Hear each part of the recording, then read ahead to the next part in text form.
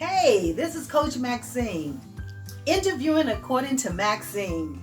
Well, today let's talk about how to become an effective interviewer. First of all, you've already submitted your resume and you've gotten that call to be interviewed. You want to make sure that you have your resume in front of you so that you know exactly what you sent the employer that's interviewing you.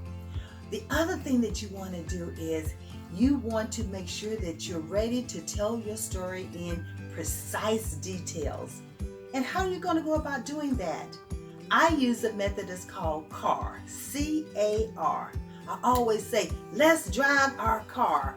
So when you think of that, then that will stay in fresh in your mind when you're there interviewing. The C stands for challenge. What challenge did you encounter that's on that resume that pertains to the question that they're asking you? So tell me about a time when. And that immediately you go back to your resume like, this is the story that I'm going to tell them, but I'm telling them the challenge. I developed a program called such and such because, and then you give them that because. The because piece is the A, the actions that you had to take based on the challenge that you encountered. So that means I designed a program because we were unable to help customers get them what they needed within the 6 months of time that we promised them.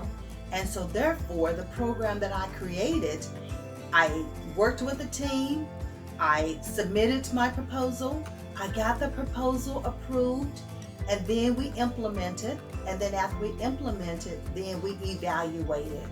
So those are the actions that you took. Now the result is the R part of CAR. That means, what was the result of the actions that you took?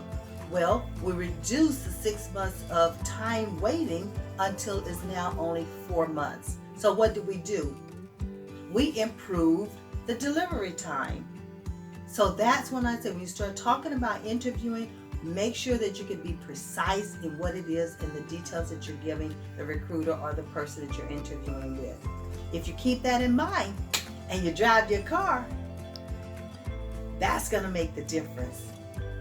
Now, the other tip that I like to share with you, so they did not ask you about your values or your beliefs or your goals or anything like that. Learn how to weave that into the answers that you're giving to them.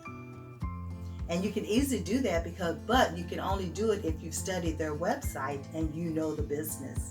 So make sure you always study the company that you're going to be interviewing with.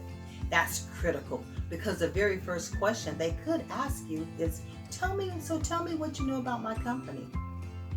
And if you haven't studied the company, you're not going to have an answer. But if you study the company, wow, that's powerful. You can talk about their values. You can talk about their mission.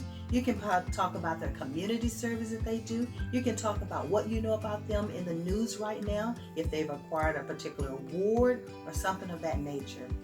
So that would be my second, tip to give to you.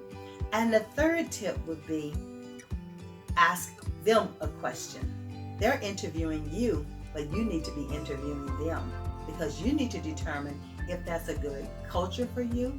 Not necessarily the company, but the culture of the company. Is that a good fit for you? Does their values fit with your values? And by asking that final question, when they say, so do you have any questions for me? Have a powerful question to ask them, such as, so can you give me an idea of what it is in the life of the day for this person? Or what's keeping you up at night that I can come in here and help you take care of? Always have some kind of powerful question ready to ask of them that will make them think. And once they give you their answer, then just pay attention to the answer so that you can come back and let them know that you can do those things that they just talked about. So those are my tips for today. Stay tuned for more.